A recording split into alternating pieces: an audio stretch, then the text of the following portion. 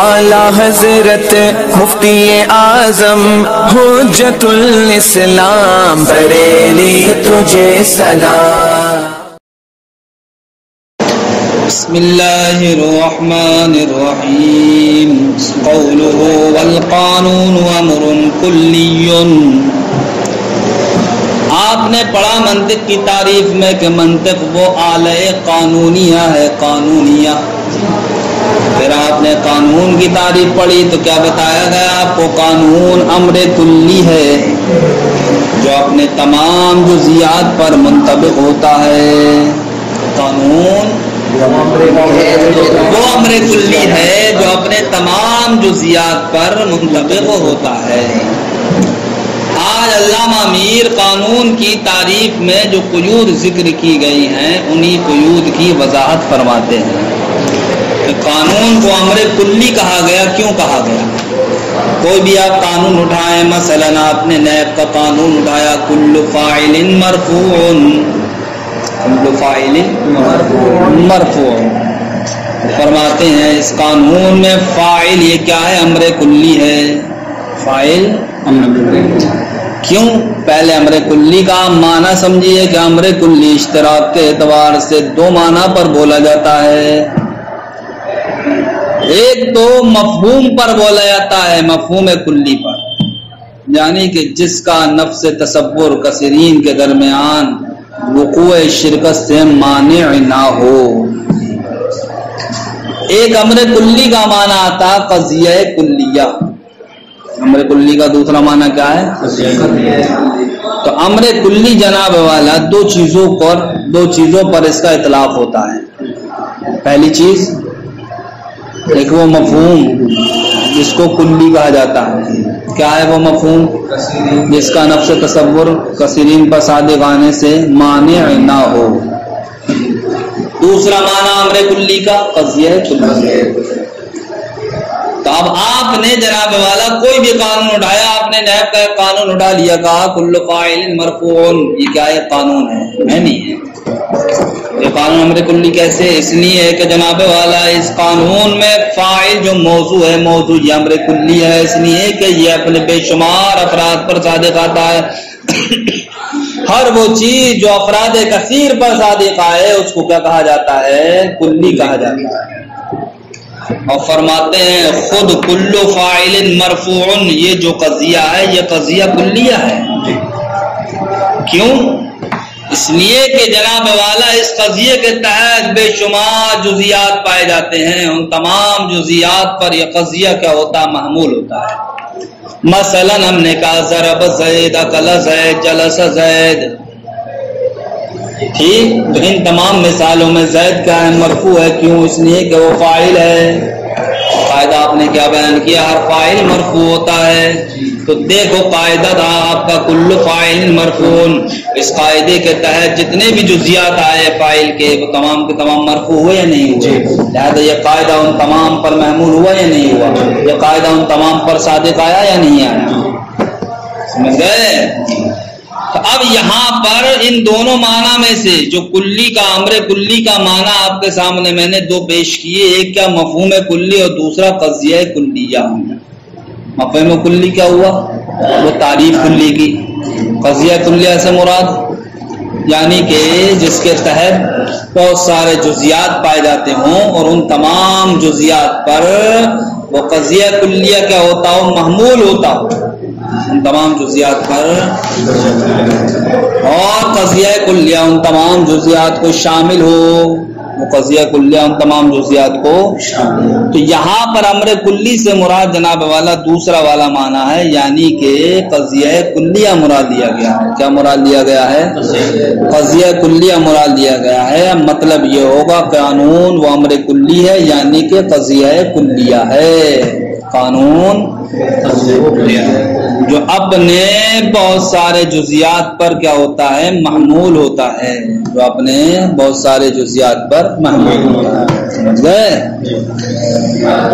तो अब आपने इस कैद की वजाहत तो समझ ली कि कानून क्या अम्र कुल्ली है जो अपने तमाम जुज़ियात पर क्या हो? मुंतबिक हो, ताकि उसके जरिए से उसके मौजू के جزیات کے احکام کو جان لیا جائے، یہ تھی پوری تعریف۔ اس پوری تعریف میں سے پہلی قید امر کلی کی آپ نے وضاحت کو ملاحظہ کر لیا کہ امر کلی کا اطلاق دو معنی پر ہوتا ہے، ایک مفہوم کلی پر اور دوسرا قضیہ کلیہ پر۔ یہاں پر مراد کیا لیا گیا امر کلی سے؟ قضیہ کلیہ لیا گیا ہے۔ فرماتے ہیں اذا قلنا، جب ہم نے کہا مثلا کل فاعل مرفوع، تو اس مثال میں فالفاعل امر کلی، کل فاعل مرفوع میں فاعل ہے یا نہیں ہے؟ یہ موضوع کہتے ہیں کہ یہ کیا ہے؟ امر کلی ہے۔ کیوں؟ اس لیے کہ یعنی مفہوم لا یمتنع نفس تصوری عن وقوع الشرکۃ فیہ، اس لیے کہ فاعل ایسا مفہوم ہے جس کا نفس تصور کثیرین کے درمیان وقوع شرکت سے مانے نہیں ہے۔ وَلَهُ جزیات متعددہ، اور اس کے لیے کیا ہے؟ متعدد جزیات بھی ہیں۔ یحملہ وعلیہا، کہ فاعل ان تمام جزیات پر کیا ہوتا ہے؟ منطبق ہوتا ہے یا محمول ہوتا ہے۔ وَهَذِهِ الْقَضِيَّةُ أَيْضًا أَمْرٌ كُلِّيٌّ وَكُلُّ فَاعِلٍ مَرْفُوعٌ، یہ موضوع محمول سے مل کے قضیہ بنا نہیں بنا؟ فرماتے ہیں یہ قضیہ بھی کیا ہے؟ امر کلی ہے۔ ای قضیۃ کلیۃ، یعنی کہ کیا ہے؟ وہ قضیہ کلیہ ہے۔ قد حکم فیہا علی جمیع جزئیات موضوعها، کہ اس میں جناب والا اس کے موضوع کے تمام جزئیات پر کیا کیا گیا ہے؟ حکم لگایا گیا ہے۔ وَلَهُ فُرُوعٌ، اور جناب والا اس قضیہ کلیہ کے لیے بہت ساری کیا ہیں؟ فروع ہیں، یعنی کہ بہت سارے کیا ہیں؟ جزئیات ہیں۔ ہی الاحکام الواردۃ علی خصوصیات تلک الجزئیات، یعنی کہ وہ احکام جو وارد ہوتے ہیں ان جزئیات کی خصوصیتوں پر۔ جیسے آپ کا قول زید فی قال زید مرفوع، جیسے کہ آپ نے کہا قال زید، زید نے کہا، تو اس مثال کے اندر زید کیا ہے؟ یہ مرفوع ہے۔ تو یہ کیا بن گیا؟ یہ جزئی، ایک جز ہو گیا کس کا؟ کل فاعل مرفوع کا۔ ایسے ہی آپ نے کہا امر فی ضرب امر، یعنی کہ ضرب امر میں کیا ہے؟ امر، یہ بھی کیا ہے؟ ایک جزئی ہے اسی قضیہ کلیہ کا۔ الی غیر ذالک، اس کے علاوہ اور بھی آپ بہت ساری مثالیں بنا سکتے ہیں۔ وهذا الفروع مندرجۃ تحت تلك القضیۃ الکلیۃ المشتملۃ علیہا، تو یہ جناب والا جتنی بھی آپ مثالیں لے کر کے آئیں گے تمام مثالیں اسی قضیہ کلیہ کے تحت داخل ہوں گی، جو قضیہ کلیہ کیا ہے؟ ان فروع پر مشتمل ہے، یعنی کون مثالوں پر مشتمل ہے؟ کس اعتبار سے؟ قوت قریبہ کے طریقے پر، فعل سے۔ یعنی کہ آپ یہ کہہ سکتے ہیں قاعدہ کلیہ ہم نے بیان کر دیا، اب چاہے اس قاعدہ کلیہ کے تحت مثالیں پائی جاتی ہوں یا جناب والا آنے والے دور میں پائی جائیں، ان تمام کو یہ کیا ہے؟ قاعدہ کلیہ، قضیہ کلیہ کیا ہے؟ شامل ہے۔ اسی کو تعبیر کیا جاتا ہے کیسے؟ قوہ قریبہ سے، یعنی کہ فعل سے مراد کیا ہوتا ہے؟ وجود، تو قوہ قریبہ یعنی کہ امید ہو جس کے موجود ہونے کی۔ تو اب چاہیں بالفعل جو مثالیں موجود ہوں یا جناب والا جن کے اندر مثال بننے کی صلاحیت موجود ہو، ان دونوں طرح کی مثالوں کو قضیہ کلیہ یعنی کہ کل فاعل مرفوع کیا ہے؟ یہ شامل ہے۔ والقانون والاصل والقاعدۃ، فرماتے ہیں قانون اور اصل اور قاعدہ، والضابطہ اور ضابطہ، اسماء لہذه القضیۃ الکلیہ، یہ اسی قضیہ کلیہ کے کیا نام ہیں؟ یعنی کہ جس کو ہم قانون کہتے ہیں اسی کو ضابطہ کہا جاتا ہے، اسی کو اصل بھی کہا جاتا ہے۔ ٹھیک، یہ جتنے بھی نام انہوں نے بیان کیے یہ الفاظ مترادفہ ہیں، آپس میں ایک دوسرے ہی کی طرح ہیں، بس نام کیا الگ الگ ہیں۔ بالقیاس الی تلک الفروع، ان مثالوں کی طرف قیاس کرتے ہوئے جو مثالیں ان کے تحت کیا ہوتی ہیں؟ داخل ہوتی ہیں۔ واستخراجها منه عن القوة الى الفعل، واستخراجها منها عن القوة الى الفعل يسمى تفریعا، اور جناب والا جو فروع قوت سے فعل کی جانب یعنی کہ عدم سے وجود کی جانب جو مثالیں نکل کے آتی ہیں ان کا نام کیا رکھا جاتا ہے؟ تفریعی رکھا جاتا ہے، ان کا نام تفریع رکھا جاتا ہے۔ اتنی بات سمجھ میں آئی نہیں آئی؟ کچھ پلے پڑا؟ یہاں تک انہوں نے امر کلی سے مراد کیا ہے وہ بتا دیا۔ آپ نے امر کلی کے دو معنی کو ملاحظہ کیا اور یہاں پر آپ نے بتا دیا کہ کون سا معنی مراد لیا گیا، تو کہہ دیں گے آپ قضیہ کلیہ۔ آپ وہ قضیہ کلیہ کی آپ تعریف کر دیں گے، اس تعریف کو مثال کے ذریعے واضح کر دیں گے۔ فرماتے ہیں کہ جناب والا کہ قانون جو ہوتا ہے وہ اپنے تمام جزیات پر منطبق ہوتا ہے، اپنے تمام جزیات کو شامل ہوتا ہے، تو کس طریقے سے شامل ہو جاتا ہے وہ طریقہ تو ہمیں بتاؤ۔ تو آپ کیا کریں گے، قانون میں سے اس کا موضوع اٹھا کر کے محمول بنا دیں گے، ایک قضیے کا کیا بنا دیں گے، محمول بنا دیں گے، ٹھیک۔ اور جس کلمے کے تعلق سے آپ کو معلوم کرنا ہے اس کلمے کو آپ قضیے کا کیا بنا دیں گے، موضوع بنا دیں گے، ٹھیک۔ اب پورے قضیے کو اٹھا کر کے کیا بنا دیں گے، قیاس کا کبرا بنا دیں گے۔ پہلے آپ نے صغرا تیار کیا قیاس کا، صغرا کیسے کیا، اسی قضیہ کلیہ کے موضوع کو آپ نے محمول بنا دیا، اور جس کے تعلق سے آپ کو معلوم کرنا ہے اس کو آپ نے کیا بنا دیا، موضوع، ٹھیک۔ پھر پورا قضیہ کلیہ اٹھا کے آپ نے اس کو کیا بنا دیا، کبرا بنا دیا۔ یعنی کہ آپ نے کہا کلو فاعل مرفوع، ہر فاعل مرفوع ہوتا ہے، ٹھیک۔ یہ کیا ہے، یہ قانون ہے، قضیہ کلیہ ہے، اس میں محمول کیا ہے، مرفوع۔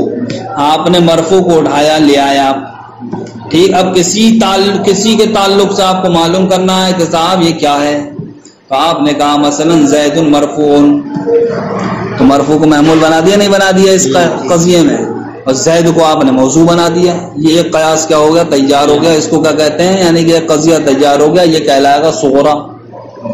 قیاس دو قضیوں پر مشتمل ہوتا نہیں ہوتا، ایک کا نام ہوتا صغرا اور دوسرے کا نام کیا ہوتا کبرا۔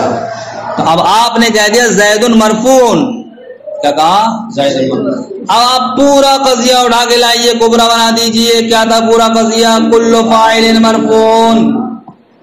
اب نتیجہ کیا نکلے گا، ارے مرفوع کو ہٹا دو آپ، اب نکلے گا صاحب زید فاعل، زید کیا ہے، فاعل ہے۔ سمجھ گیا؟ اس طریقے سے جناب والا کسی بھی قضیے کے تحت آپ یا کسی بھی قانون کے تحت آپ اس کی مثالوں کو قیاس کر سکتے ہیں، اس قانون کو اس کی مثالوں پر آپ کیا کر سکتے ہیں، منطبق کر سکتے ہیں۔ کیا کرنا ہے آپ کو، اس قانون کے محمول کو جس کے تعلق سے ہمیں پوچھنا ہے کچھ، اس کو کیا بنا دیں گے، ہم صغرا کا محمول بنا دیں گے، اور اس چیز کو جس کے بارے میں ہمیں معلوم کرنا ہے صغرا کا موضوع بنا دیں گے۔ پھر جناب والا پورے قانون کو کبرا بنا دیں گے۔ اب نتیجہ آپ کے سامنے آ جائے گا۔ فرماتے ہیں وذالک، اور یعنی کہ جو فروع نکل کے آئیں گے وہ کس طریقے سے، بأن یحمل موضوعها، بئی طور کہ جناب والا ان فروع کے موضوع کو محمول کیا جائے، یعنی کہ جو اس کا موضوع ہے اس کو کیا بنا دیا جائے، صغرا کا محمول بنا دیا جائے۔ آنی میں مراد لیتا ہوں الفاعل علی زید، یعنی فاعل کو محمول کیا جائے کائے پر، زید پر۔ مثلا کیا کہا جائے، زید فاعل، زید فاعل، فیحصل قضیہ، تو یہ قضیہ حاصل ہو جائے گا، وتجعل صغرا القیاس، اور جناب والا کیا بنا دی جائے، اس کو قیاس کا صغرا بنا دیا جائے۔ وتلک القضیۃ الکلیۃ کبرا، اور اس قضیہ کلیہ کو کیا بنا دیا جائے، کبرا بنا دیا جائے۔ اس طرح کہا جائے زید فاعل وکل فاعل مرفوع فینتج ان زیدا مرفوع، تو اب نتیجہ یہ نکلے گا کہ زید کیا ہے، مرفوع ہے۔ فقد خرج بهذا العمل هذا الفرع من القوة الى الفعل، تو اب دیکھیے جناب والا ہمارے اس عمل کے ذریعے سے ایک مثال قوت سے فعل کی جانب نکل آئی نہیں نکل آئی، یعنی عدم سے وجود کی جانب نکل آئی یا نکل آئی۔ وقس علی ذالک، اور اسی پر قیاس کر لیجئے دوسری مثالوں کو۔ فقولہ امر کلی، تو آپ نے چوڑ بتا رہے ہیں کہ مصنف کا قول قانون کیا ہے، امر کلی ہے، اس سے مراد کیا ہوا، ای قضیۃ کلیہ، کیا ہے، قضیہ کلیہ ہے۔ وقولہ، اور آگے انہوں نے قانون کی تعریف میں کیا کہا تھا، جو منطبق ہو، یعنی کہ مشتمل ہو، بالقوۃ علی جزئیاتی، بالقوا اپنے جزئیات پر، یعنی کہ علی جمیع احکام جزئیات موضوع، ہی اپنے موضوع کے جزئیات کے تمام احکام پر۔ اور آگے کیا کہا تھا، تیسری قید، ارے قانون وہ امر کلی ہے جو اپنے تمام جزئیات پر منطبق ہوتا تاکہ اس کے ذریعے سے اس کے موضوع کے احکام، موضوع کے جزئیات کے احکام کو جانا جا سکے۔ اب تیسری قید لیتعرف احکامہ منہ، تاکہ اس سے اس کے احکام کو جان لیا جائے۔ اس سے مراد کیا ہے، اے بالفعل علی الوجہ الذی قررناہ، یعنی کہ بالفعل آپ مثال کو اس قاعدے کے ذریعے سے آپ فٹ کر کے جس طریقے سے ابھی کیا گیا، سمجھ گئے، اس طریقے سے آپ کسی بھی مثال کو جب واضح کر دیں گے تو وہ کہلائے گا کہ جناب والا یہ قانون ایسا قانون ہے جس سے اس کے احکام کو جان لیا گیا، جس سے اس کے احکام کو جان لیا گیا۔ پھر میں آپ کے سامنے نچوڑ پیش کرتا ہوں کہ قانون کی تعریف کیا ہے۔ کہ قانون وہ امر کلی ہے، اس امر کلی سے مراد کیا ہے؟ یہاں پر قضیہ کلیہ ہے۔ کیوں قضیہ کلیہ مراد لیا آپ نے؟ حالانکہ قضیہ کلیہ کہا جاتا ہے کس کو؟ کہ جس کے تحت بہت سارے جزیات ہوں اور وہ ان تمام جزیات پر محمول ہو۔ یہ آپ نے قانون کے لیے کیوں مراد دیا؟ اس لیے لیا کہ قانون، ہر قانون کی پوزیشن یہی ہے جو اس کے تحت بہت ساری مثالیں ہیں، بہت سارے جزیات ہیں، اور ان تمام جزیات پر وہ قانون کیا ہوتا ہے؟ صادق آتا ہے۔ کیسے صادق آتا ہے؟ تو آپ بنا کے پیش کر دیں گے، سمجھ گئے کہ ہم کسی بھی قانون کے موضوع کو معمول بنا دیں گے، ٹھیک، پھر جناب والا ہم اس کو قضیہ بنانے کے بعد صغرا بنا دیں گے اور قانون کو کیا بنا دیں؟ کبرا بنا دیں گے، نتیجہ ہمارے سامنے ہوگا، سمجھ گئے؟ تو یہ نتیجے کا جو نکل کے آنا ہے یہی جناب والا قوت سے فعل کی جانب احکام کا نکلنا ہے، یا اسی کو یہ کہہ لیجئے کہ یہی جناب والا جو ہم نے قانون کی تعریف میں قید لگائی تھی تاکہ اس کے ذریعے سے اس کے احکام کو جان لیا جائے، یہ قوت سے فعل کی جانب مثال کا نکلنا یہی اس کے احکام کو جاننا ہے، سمجھ گئے بھائی؟ اچھا صاحب، قولہ لأنہ واسطۃ بین القوۃ العاقلہ، آلے کی تعریف کرتے ہوئے کیا کہا گیا تھا؟ آلہ وہ واسطہ ہے جو فاعل و منفعل کے درمیان ہوتا ہے۔ کائے کے درمیان ہوتا ہے؟ تو منطق کو آلہ بتایا گیا تھا کہ منطق آلہ ہے کس کے درمیان؟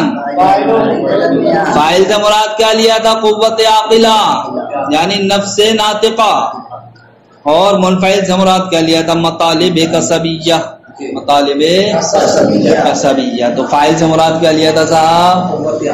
قوت عاقلہ، فاعل سے مراد قوت عاقلہ۔ اسی پر ہے اعتراض علامہ سعد الدین تفتزانی کا کہ علامہ سعد الدین تفتزانی کہتے ہیں کہ آپ نے آلے کی تعریف کی جو فاعل و منفعل کے درمیان واسطہ ہوتا ہے، پھر آپ نے فاعل کی تفسیر یہاں پر کیسے کی؟ قوت عاقلہ سے، یعنی نفس ناطقہ سے کی۔ تو اب نفس ناطقہ کو گویا کہ آپ نے فاعل بتایا نہیں بتایا؟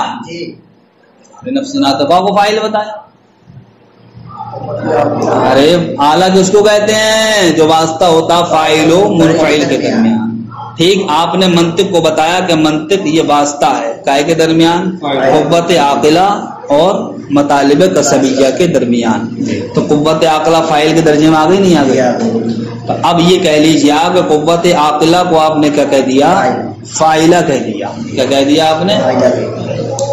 اتنی بات سمجھ میں آئی؟ علامہ سعد الدین کہتے ہیں کہ جناب والا قوت عاقلہ کو فاعلہ کہنا یہ درست نہیں۔ قوت عاقلہ کو کیوں درست نہیں؟ اس لیے کہ فاعلہ تو اس کو کہا جاتا ہے جو اپنا اثر دوسرے پر چھوڑے، جو اپنا اثر، اور نفس ناطقہ یعنی قوت عاقلہ کا کام کیا ہے؟ کسی کے اثر کو قبول کرنا، قبول کرنا۔ تو نفس ناطقہ یعنی کہ قوت عاقلہ یہ فاعلہ نہیں ہے بلکہ یہ تو جناب والا قابلہ ہے۔ قابلہ کیا ہے؟ قابلہ ہے۔ تو اب منطق جو واسطہ بنے گا فاعلہ کے درمیان بنے گا یا جناب قابل اور مقبول کے درمیان بنے گا؟ تو آپ نے کیا کہا صاحب؟ منطق جناب والا یہ قوت عاقلہ یعنی کہ فاعلہ اور منفعلہ کے درمیان واسطہ ہے، لہذا آپ کا یہ کہنا کہ منطق یہ قوت عاقلہ اور مطالب کسبیہ یعنی کہ فاعل و منفعل کے درمیان واسطہ یہ درست نہیں، اس لیے کہ قوت عاقلہ تو قابلہ ہے، تو اب منطق یہ واسطہ بنے گا قابل و مقبول کے درمیان نہ کہ فاعل و منفعل کے درمیان۔ اپنی بات سمجھ میں آ گئی بھائی؟ اعتراض علامہ امیر نے اسی کا جواب دیا ہے کہ جواب یہ ہے کہ صاحب منطق یہ فاعل و منفعل کے درمیان ہی واسطہ ہے۔ وہ کیسے ہے صاحب؟ وہ ایسے ہے کہ اگر جناب والا ہمارا مطلوب کیا ہے؟ تصدیق ہے، اگر ہمارا مطلوب کیا ہے؟ تصدیق کے تعلق سے دو قول، حکمائے متاخرین کے نزدیک تصدیق یعنی کہ حکم یہ مقولہ فعل سے ہے، اور متقدمین کے نزدیک مقولہ انفعال سے ہے. ٹھیک، تو اب ہم ان کو پکڑتے ہیں جو کہتے ہیں کہ تصدیق کیا مقولہ فعل سے ہے. ٹھیک، تصدیق ہمارا کیا مطلوب ہے، اور تصدیق بن گئی مقولہ فعل سے، اور ہر فعل کے لیے فاعل کا ہونا ضروری ہے. تو اب ہم جناب والا اس کو کائے سے حاصل کریں گے؟ قوت عقلہ کے ذریعے سے حاصل کریں گے. تو قوت عقلہ دیکھو یہاں پر فاعل بن رہی ہے یا قابل بن رہی ہے، بتاؤ. ارے تصدیق جب مقولہ فعل سے ہے اور ہر فعل کے لیے فاعل ہونا ضروری ہے، تو اب قوت عقلہ ہی کے ذریعے سے تو حاصل کیا جائے گا اس کو. تو قوت عقلہ فاعل ہی تو بنے گی.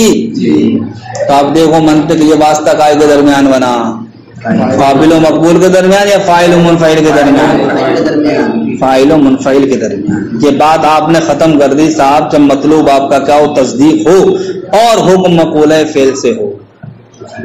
اب بات رہتی جاتی ہے جب مطلوب آپ کا تصدیق ہو لیکن حکم مقولہ فعل سے نہ ہو بلکہ ادراک سے ہو، تب کے جواب دو گے تم. یا آپ کا مطلوب تصدیق نہ ہو کہ تصور ہو، تب آپ کے پاس کیا جواب ہوگا؟ بھائی آپ نے یہ تو ثابت کر دیا کہ جب تصدیق مقولہ فعل سے ہو تو ہر فعل کے لیے فاعل کا ہونا ضروری ہے، لہذا اب قوت عقلہ کیا بن گئی؟ فاعل بن گئی. اعتراض کیا ہو گیا؟ دور ہو گیا. لیکن مطلوب جب تصدیق ہے اور حکم مقولہ فعل سے نہیں ہے بلکہ انفعال سے ہے، یا مطلوب ہمارا کیا تصور ہے، تو ان دونوں صورتوں میں قوت عقلہ فاعلہ کیسے بنے گی یہ بتاؤ. اس کے دو جواب دیے ہیں. پہلا تو جواب یہ ہے کہ جناب والا طالب علموں کا جو ذہن پہنچتا ہے قوت عقلہ کے تعلق سے وہ اسی جانب پہنچتا ہے کہ قوت عقلہ فاعلہ ہے، قابلہ نہیں ہے. اس لیے کہ ذہن کے ذریعے نفس ناطقہ کے ذریعے سے ہی ہمیں کسی چیز کا علم ہوتا ہے، نہیں ہوتا ہے. تو نفس ناطقہ کو جو علم ہوتا ہے وہ کائے کے ذریعے سے ہوتا ہے؟ توجہ سے ہوتا ہے، نظر و فکر سے ہوتا ہے، سمجھ کے احساسات سے ہوتا ہے، تجربات سے ہوتا ہے، نہیں ہوتا ہے. تو اب نفس ناطقہ ان میں اثر کرتی ہے نہیں کرتی ہے؟ توجہ میں اثر کرتی ہے، نظر و فکر میں اثر کرتی ہے، ٹھیک، احساسات میں اثر کرتی ہے، تجربات میں اثر کرتی ہے. تو نفس ناطقہ ہوئی اثر کرنے والی شے، تو نفس ناطقہ یہ کیا بنے گی؟ فاعل بنے گی نہیں بنے گی؟ اس لیے کہ جو چیز اثر کرتی ہے وہ ہوتی ہے فاعل. لہذا طالب علم کا ذہن نفس ناطقہ کے تعلق سے قوت عقلہ کے تعلق سے اسی بات کی جانب جاتا ہے کہ قوت عقلہ یہ کیا ہے؟ فاعلہ ہے. فاعلہ قوت عقلہ فاعلہ ہے. اس لیے اگر ہمارا مطلوب چاہے وہ تصدیق ہو کہ جہاں پر حکم مقولہ انفعال سے ہے، یا جناب والا مطلوب ہمارا تصور ہو، تب بھی منطق جو واسطہ بنے گا وہ فاعل و منفعل کے درمیان ہی بنے گا، نہ کہ قابل و مقبول کے درمیان، نہ کہ قابل و مقبول کے درمیان، بلکہ وہ واسطہ کائے کے درمیان بنے گا؟ فاعل و منفعل کے درمیان ہی بنے گا. کیوں؟ اس لیے کہ طالب علم کا ذہن نفس ناطقہ کے تعلق سے اسی بات کی جانب پہنچتا ہے کہ نفس ناطقہ فاعلہ ہے. فاعلہ ایک جواب ہو گیا. دوسرا جواب یہ ہے کہ صاحب منطق یہ واسطہ ہے فاعل اور منفعل کے درمیان ہی. کیوں؟ اس لیے کہ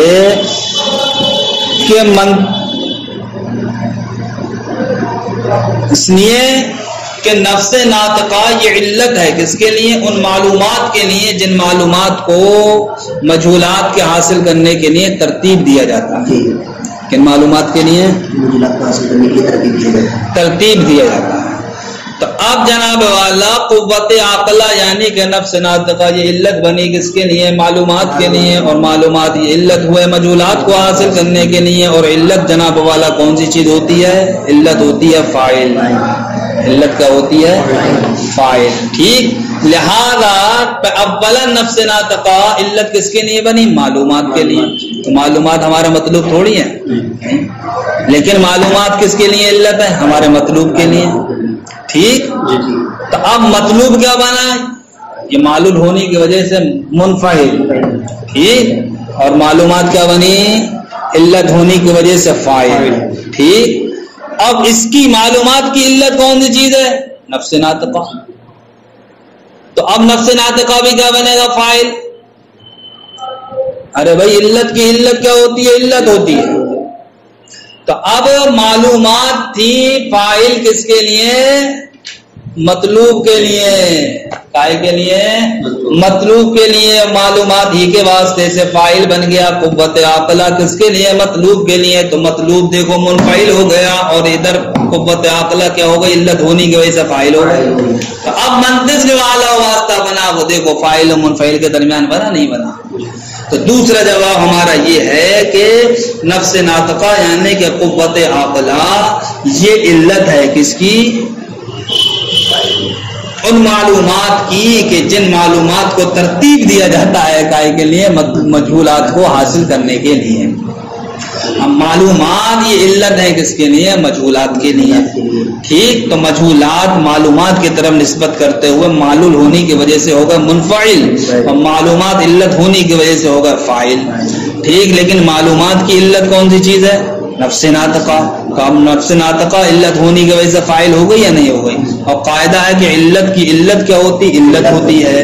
تو اب منفعل جو معلول یعنی کہ مطلوب کسبی جو ہمارا معلول تھا منفعل تھا اس کی بھی علت ہو گیا نہیں ہو گیا؟ نفس ناطقہ. تو اب نفس ناطقہ ہو گیا فاعل اور ہمارا مطلوب کسبی یہ کیا ہو گیا؟ منفعل. اب جناب والا ان دونوں کے جو ترتیب ہماری درست ہوگی وہ کائے کے ذریعے سے درست ہوگی؟ وہ جناب والا اس منطق ہی کے ذریعے سے تو درست ہوگی. تو اب یہ منطق جناب والا ان دونوں کے درمیان واسطہ ہو گیا یا نہیں ہو گیا؟ تو اب یہاں پر منطق جو واسطہ بنا وہ فاعل و منفعل کے درمیان ہی بنا نہ کہ قابل و مقبول کے درمیان. بات سمجھ میں آ رہی نہیں آ رہی ہے؟ کہتے ہیں اقولو میں کہتا ہوں قیل علیہ اس پر اعتراض کیا گیا ہے. کس پر؟ کہ آپ نے جو کہہ دیا کہ منطق یہ قوت عاقلہ اور مطالب کسبیہ کے درمیان واسطہ ہے. سمجھ گئے؟ تو قوت عاقلہ کو آپ نے فاعلہ سے تعبیر کیا اس پر ہوا ہے اعتراض. وہ اعتراض یہ ہے کہ ان العاقلۃ قابلۃ ان کے قوت عاقلہ یہ قابلہ ہے قابلہ للمطالب الکسبیہ کائے کے لیے؟ مطالب کسبیہ کے لیے. لا فاعلۃ لها نہ کہ اس کے لیے فاعلہ. وَأُجِيبَ تو جواب دیا گیا بأن الحکم بئی طور کے حکم ان کا نہ فعلاً اگر کیا ہو فعل ہو فلا اشکال فی التصدیقات. تو اب جناب والا جبکہ ہمارا مطلوب تصدیق ہو اور تصدیق کیا ہو؟ مقول ہے فعل سے ہو تو کوئی اعتراض ہی وارد نہیں ہوگا. اس لیے کہ فعل کے لیے فاعل ہونا ضروری ہے لہذا نفس ناطقہ فاعل بن جائے گا. وَإِن كَانَ إِدْرَاكًا اور اگر جناب والا حکم کیا ہو؟ ادراک ہو. فَكَوْنُهُ آلَةً تو ہم منطق کا آلہ ہونا ہے فاعل و منفعل کے درمیان. یہ کیسے ہوگا؟ تو فرماتے ہیں اما بناءً یا تو ظاہر پر بنا کرتے ہوئے کہ المتبادر الی افہام المبتدئین من کون العاقلۃ فاعلۃ لادراکاتها کما ذکرہ. اس لیے ہے کہ جناب والا ذہن طالب علموں کا جو منتقل ہوتا ہے وہ جناب والا اسی بات کی جانب ہوتا ہے کہ قوت عاقلہ کیا ہے؟ یہ فاعلہ ہے فاعلہ لادراکاتها ادراکات کی وجہ سے یعنی کہ نفس ناطقہ جن چیزوں کے ذریعے سے ادراک کرتا ہے اس سے ایسا لگتا ہے کہ نفس ناطقہ کیا ہے؟ یہ فاعل ہے. پہلا جواب ہو گیا. یہ پلے پڑا نہیں پڑا؟ دوسرا جواب جناب والا یہ ہے کہ ہم نے کہہ دیا کہ منطق یہ نفس ناطقہ یعنی کہ قوت عاقلہ اور مطالب کسبیہ ان دونوں کے درمیان واسطہ کیوں ہے؟ اس لیے ہے کہ بنا نو اس بات پر بنا کرتے ہوئے کہ آلۃ بین القوت العاقلہ کے منطق یہ آلہ ہے واسطہ ہے کائے کے درمیان؟ قوت عاقلہ کے درمیان. وبین المعلومات التي اور ان معلومات کے درمیان التي ترتیبها کہ جن کی ترتیب لاکتساب المجہولات کائے کے لیے مجہولات کو حاصل کرنے کے لیے ہے.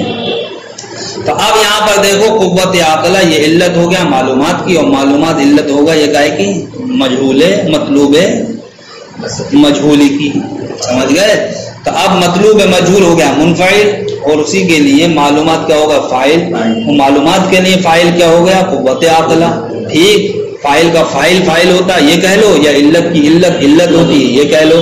تو اب جناب والا نفس ناطقہ یہ مطلوب مجہول کے لیے کیا ہو جائے گا؟ فاعل ہو جائے گا. ٹھیک. تو اب آپ کیسے کہیں گے کہ منطق ان دونوں کے درمیان واسطہ اور آلہ ہو گیا؟ ایسے نہیں ہو گیا کہ ترتیب جو درست ہوگی وہ منطق ہی کے واسطے سے ہوگی. تو اب منطق کیا بن جائے گا؟ قوت عاقلہ اور مطلوب مجہول کے درمیان واسطہ بن جائے گا. فإن الأثر الحاصل فيها، اس لیے کہ معلومات میں جو اثر حاصل ہوگا بترتیب العاقلتی، کائے کے ذریعے سے قوت عاقلہ کے ترتیب دینے سے ہی، ایجا خاص کر علی وجہ الثواب درست طریقے پر، انما ہوا بواسطہ ھذا الفن، اور درست طریقہ جو ہم کو حاصل ہوگا وہ اس فن کے واسطے سے ہی حاصل ہوگا۔